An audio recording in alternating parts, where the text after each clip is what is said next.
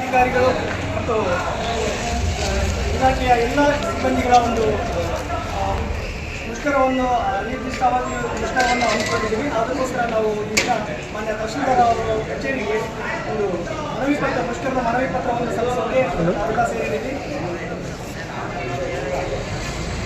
ಈ ಒಂದು ಕಾರ್ಯಕ್ರಮಕ್ಕೆ ಮಾನ್ಯ ತಹಶೀಲ್ದಾರ್ ಅವರ ಅನುಪಸ್ಥಿತಿಯಲ್ಲಿ ಮಾನ್ಯ ಸರ್ಗೆ ನಾವು ಕಾರ್ಯಕ್ರಮಕ್ಕೆ ಸ್ವಾಗತ ಬಯಸ್ತಾ ಇದ್ದೀವಿ. ಅದೇ ರೀತಿಯಾಗಿ ಒಂದು ಕಾರ್ಯಕ್ರಮಕ್ಕೆ ಕರ್ನಾಟಕ ರಾಜ್ಯ ಆರೋಗ್ಯ ಮತ್ತು ವೈದ್ಯಕೀಯ ಇಲಾಖೆ ನೌಕರ ಕೇಂದ್ರ ಸಂಘದ ಎಲ್ಲ ಇಲಾಖೆಯ ಎಲ್ಲ ವೃತ್ತಗಳ ಸಹಯೋಗದಿಂದ ಒಂದು ಸಮಸ್ತ ಆರೋಗ್ಯ ಇಲಾಖೆಯ ಅಧಿಕಾರಿ ನೌಕರರ ಅನಿರ್ದಿಷ್ಟಾವಧಿ ಮುಷ್ಕರವನ್ನು ಹಮ್ಮಿಕೊಂಡಿದ್ದೀವಿ.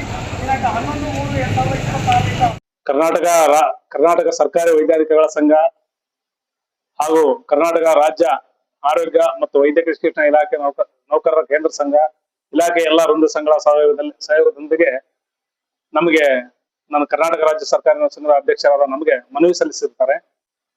ದಿನಾಂಕ 11/3/2026 15/3/2026 ಕಪ್ಪು ಪಟ್ಟು ಧರಿಸಿ ಹೊರರೋಗಿ ಸೇವೆ ನೀಡದೆ ಕೇವಲ ತುರ್ತು ಸೇವೆ ಮಾತ್ರ ಒದಗಿಸ್ತೀವಿ ಅಂತೇಳಿ ಮನವಿಯಲ್ಲಿ ಸಲ್ಲಿಸಿದ್ದಾರೆ.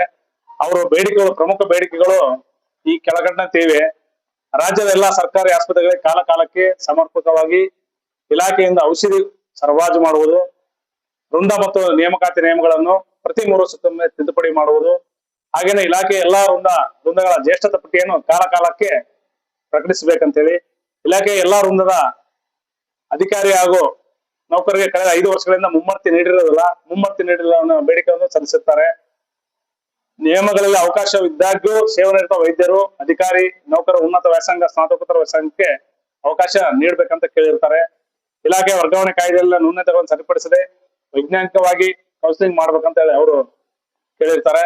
ಹಾಗೇನೆ ವೈದ್ಯಕೀಯ ಶಿಕ್ಷಣ ಇಲಾಖೆಯ ಸ್ವಯಂ ಸಂಸ್ಥೆಗಳಲ್ಲಿ ಹಾಗೂ ಆಹಾರ ಸುರಕ್ಷತೆ ಮತ್ತು ಗುಣಮಟ್ಟ ಇಲಾಖೆ, ಮಹಾನಗರ ಪಾಲಿಕೆ ಹಾಗೂ ನಗರ ಪಾಲಿಕೆಗಳಲ್ಲಿ ಮಂಜೂರಾಗಿರುವ ಆರೋಗ್ಯ ಇಲಾಖೆಯ ಎನ್ ಕೇಡರ್ ಹುದ್ದೆಗಳಿಗೆ ನೇಮಕಾತಿ, ಮುಂಬಡ್ತಿ ಮತ್ತು ವರ್ಗಾವಣೆಗಳಿಗೆ ಆರೋಗ್ಯ ಇಲಾಖೆ ವೈದ್ಯರು, ಅಧಿಕಾರಿಗಳು, ನೌಕರರನ್ನು ನಿಯೋಜಿಸಲು ಕೇಳಿರ್ತಾರೆ. ಸಾರ್ವಜನಿಕರಿಗೆ ಉತ್ತಮ ಸೇವೆ ನೀಡುವ ದೃಷ್ಟಿಯಿಂದ ಇಲಾಖೆಯಲ್ಲಿ ಖಾಲಿ ಇರುವ ವೈದ್ಯರು, ಸಿಬ್ಬಂದಿ ವರ್ಗದವರನ್ನು ನೇಮಕಾತಿ ಮಾಡಿಕೊಳ್ಬೇಕಂತ ಸರ್ಕಾರಕ್ಕೆ ಒತ್ತಾಯ ಮಾಡಿರ್ತಾರೆ.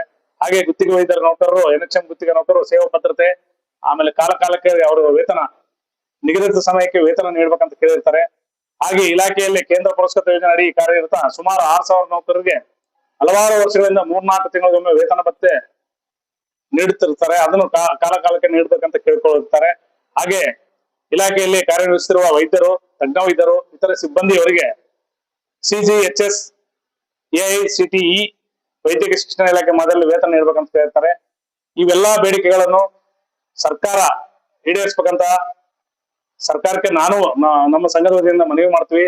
ಹಾಗೆ ಅವ್ರಿಗೆ ಮುಷ್ಕರಕ್ಕೆ ನಾವು ಕರ್ನಾಟಕ ರಾಜ್ಯ ಸರ್ಕಾರಿ ನೌಕರ ಸಂಘ ಸಿಗುಪ ತಾಲೂಕು ಘಟಕ ಸಹಕಾರ ನೀಡುತ್ತಂತ ಈ ಸಮಯದಲ್ಲಿ ಹೇಳಕ್ ಬಯಸ್ತೀನಿ. ಈಗ ಅವ್ರೇನಾದ್ರೂ ಮುಷ್ಕರ ಅವ್ರೇನು ಅವ್ರ ಬೇಡಿಕೆ ಈಡೇರಿದ್ರೆ 16/3/2023 ಸೋಮವಾರದಿಂದ ಅನಿರ್ದಿಷ್ಟವಾಗಿ ಕರ್ತವ್ಯ ಗೈರಾಜರ ಮುಖಾಂತರ ಅವರು ಮುಷ್ಕರವನ್ನು ಹೂಡ್ತಾರಂತ ಈ ಸಂದರ್ಭದಲ್ಲಿ ಹೇಳ್ತಾ, ಅವರಿಗೆ ಆರೋಗ್ಯ ಇಲಾಖೆ ಎಲ್ಲಾ ಬೇಡಿಕೆಗಳು ಈಡೇರುವವರೆಗೂ ನಮ್ಮ ರಾಜ್ಯ ಸರ್ಕಾರಿ ನೌಕರ ಸಂಘ ಅವರಿಗೆ ಸಹಕಾರ ನೀಡುತ್ತಂತೆ ತಮ್ಮಲ್ಲಿ ಈ ಮೂಲಕ ತಿಳಿಸ್ತೀನಿ.